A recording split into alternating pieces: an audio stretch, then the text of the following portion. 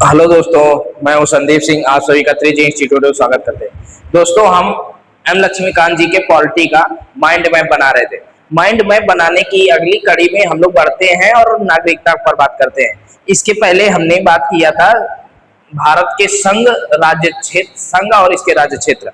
संघ और राज्य क्षेत्र में हमने विशेष बातें की थी। आज विशेष बात करेंगे हम नागरिकता अध्याय 6 में। नागरिकता अध्याय 6 जो हमारे संविधान में रखा गया है, भाग 2 में। कहाँ रखा गया है? भाग 2 में अनुच्छेद 5 से 11 में रखा गया है। कहाँ रखा गया? 5 से 11 में रखा गया है। तो इसका हम लोग परिचय पढ़ लेते हैं। नागरिकता कहते किसे हैं?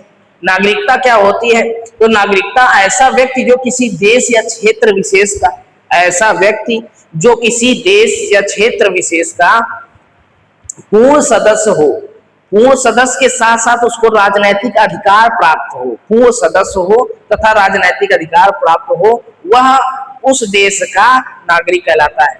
वह उस देश या क्षेत्र का नागरिक कहलाता है। जैसे भारत में जो नागरिकता है वह एकल नागरिकता है। अमेरिका में जो है डुअल नागरिकता है तथा स्विट्जरलैंड में ट्रिपल नागरिकता है। इंडिया में पूरे देश का एक नागरिकता है तथा अमेरिका में राज्य की अलग नागरिकता तथा पूरे देश की अलग नागरिकता। ऐसे स्विट्जरलैंड में क्या है? देश, पूरे देश की अलग नागरिकता, राज्य की अलग नागरिकता तथा जिले की अलग से नागरिकता लेनी पड़ती है। इस प्रकार स्विट्जरलैंड में 3 नागरिकता है, अमेरिका में 2 नागरिकता है और भारत में एकल नागरिकता की व्यवस्था है। इस प्रकार नागरिकता अध्याय 1 में पढ़ेंगे। फिर पढ़ेंगे आगे कि नागरिकों को प्राप्त अधिकार पर विदेशियों को नहीं।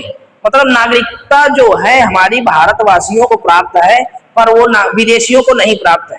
क्या क्या भारतवासियों को प्राप्त है? मूल वंश, धर्म, जाति के आधार पर, धर्म, मूल वंश, जाति, लिंग, जन्म के आधार पर विभेद के विरुद्ध अधिकार प्राप्त है। अनुच्छेद 15 में ये लिखा गया है कि कोई भी व्यक्ति धर्म, मूल वंश, जाति, लिंग तथा जन्म के आधार पर उसके साथ विभेद नहीं किया जाएगा तथा उसके साथ समानता का व्यवहार किया जाएगा।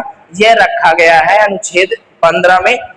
और इसके साथ अनुच्छेद 15, 16, 19, 29 व 30 अनुच्छेद भारतीयों के लिए स्पेशल रखे गए हैं पर विदेशियों को इसमें कोई अधिकार नहीं मिलता है।